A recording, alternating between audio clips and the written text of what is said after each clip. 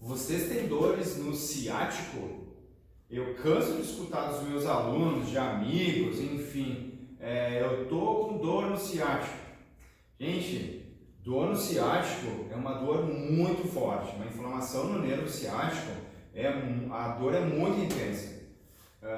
Geralmente é a síndrome do piriforme, tá?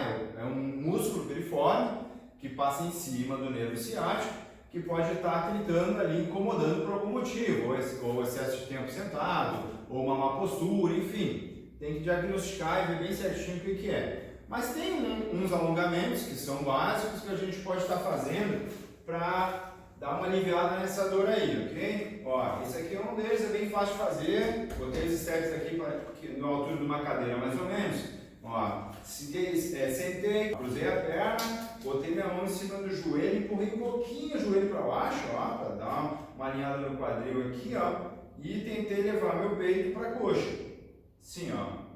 Vai sentir alongar o piriforme aqui, bem, não tem como não sentir, ok? Tá? Fiz isso aqui.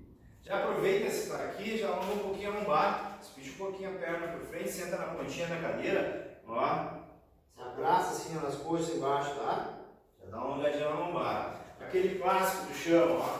Deita no chão confortável, né? Tipo um tapete, enfim, onde conseguir. Um chãozinho confortável. Puxa as pernas para cima, ó.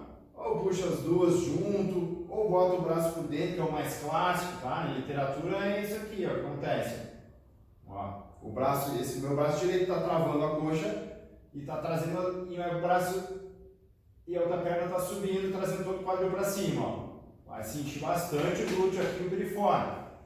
O outro jeito que eu quero passar para vocês é aqui, ó. Joelho, puxa esse pé para dentro, espicha para trás, conseguir essa perna. Mantém uma postura aqui, ó. Tem que sentir também essa perna que está na frente aqui o glúteo, ó, ao contrário. Ó, pé para dentro. Quem sentir algum desconforto no joelho, no quadril, aqui não faz esse, né? Tem os outros para fazer. Essa aqui é a terceira forma.